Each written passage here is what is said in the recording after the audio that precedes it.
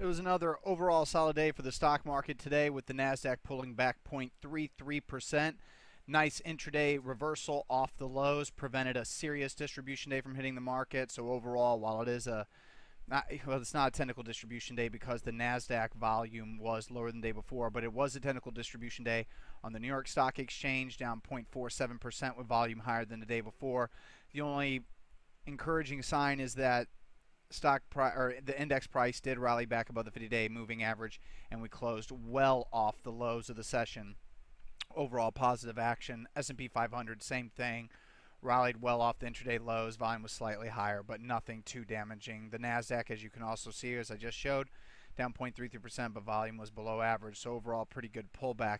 However, we did have some poor action out there in some of our holdings, so a little less stoked on the way that we're pulling back on the second day of our current market pullback, with the Russell 2000 not even being able to pull back in 1% yet.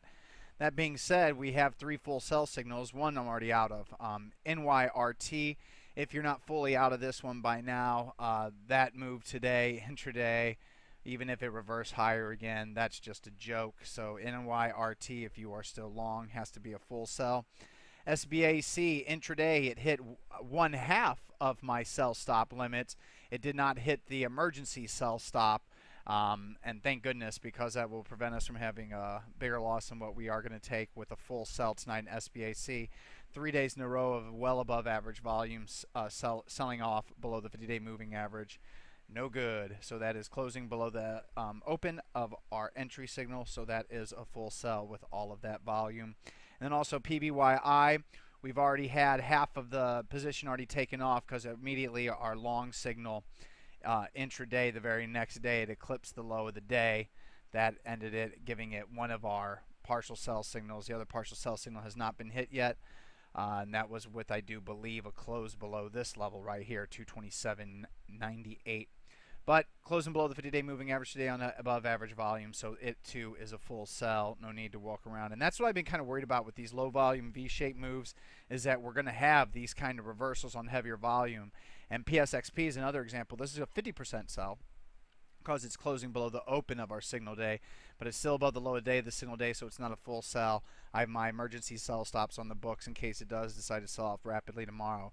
But this kind of reversal in this stock, and like what we saw at first with AVGO not powering through higher, and what we just saw in PBYI and SBAC, is one of the reasons why I personally, and the market historically, does not like V-shaped rallies. They are very, very prone to fail. We also have two other partial sell signals. EPAM, very fortunate.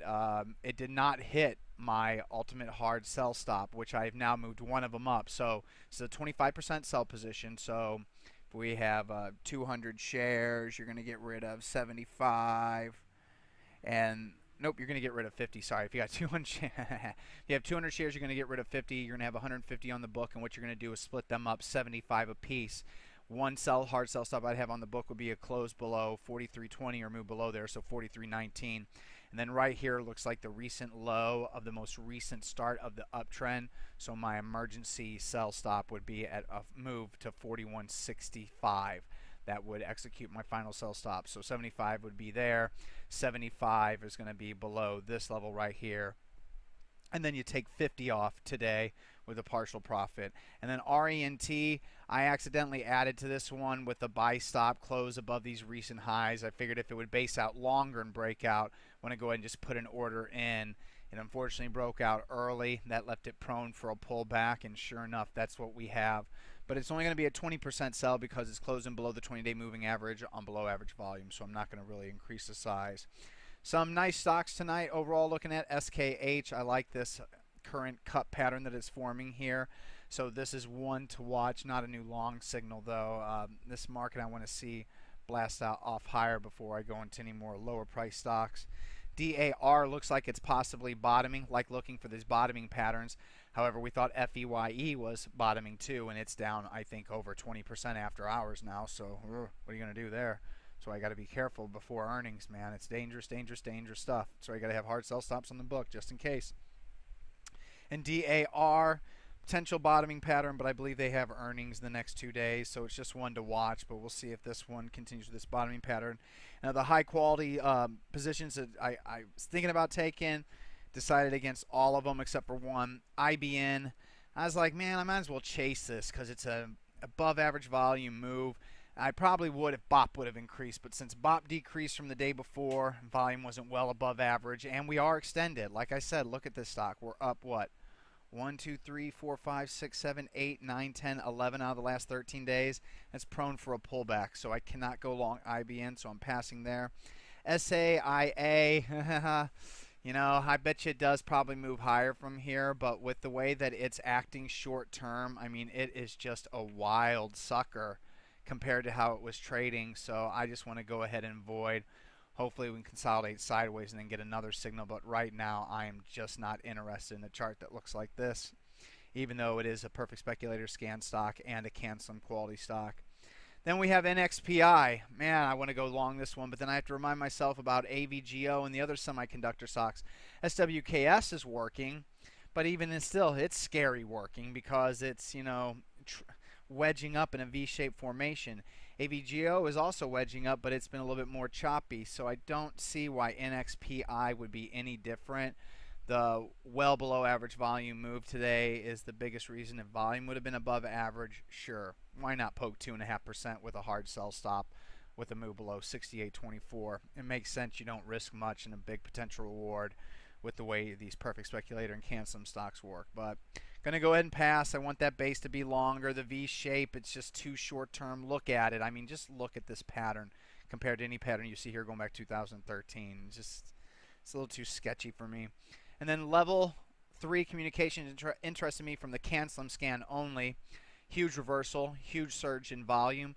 But to have been a new long position, BOP would have had to have gone max green. It didn't, so now we wait for hopefully a handle to form, then we get long. But there is one stock I am going to go ahead and go long, and it took me a long time to process this information in my brain before deciding I'm going to go ahead and do this.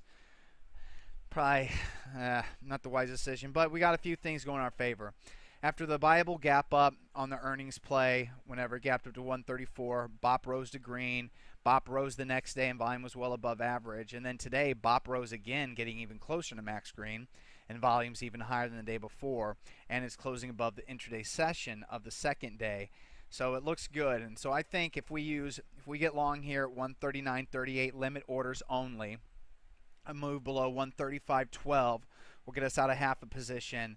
And then if you put a sell stop below 131.06, that would get you out of the rest, because I expect this one to continue to blast off. If it doesn't, you can see what it did last time it gapped up, it rolled over. Last time it gapped up, started to trend higher slowly, but then rolled over. The only difference is, after the last two gap ups, do you see any huge accumulation right afterwards? No. But after this gap up, there's some huge accumulation. I like the numbers.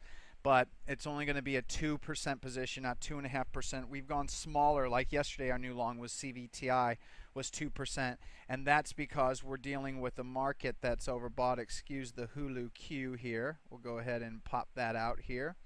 You can see the S&P 500 is very, very overbought down here on the stochastics. The RSI is getting near overbought territory too, so a pullback would be in order. The NASDAQ, as you can see, extremely overbought also in the high 90s with RSI getting near there. The Russell 2000, RSI is near its danger level, and you can see it's starting, the stochastics is starting to roll over from its high 90s print. So the Russell 2000 is starting to roll lower, so I definitely don't want to be looking to buy stocks in mass here. And the S&P 500 also has that rollover look with overbought stochastics and RSI. So once again, getting long stocks here, NASDAQ's also rolling over. I don't know why I left that out, but just getting long stocks here is always a little bit dangerous whenever you have your stochastics rolling over. If you check here, the indexes did go higher for a little bit the last time stochastics rolled over, but then as you can see, we ended up topping and then V-shaping down before V-shaping right back up. So what a weird tape. What are you going to do? QE market. That's all you can say. But the Dow Jones Industrial Average, if this thing pulls up, it hasn't started to roll over yet, but you can also see extremely high overbought stochastics ratings. So a pullback in here would be in order. And just look at that V-shaped move higher from the October lows. If that's not funny to you, you're not a true nerd.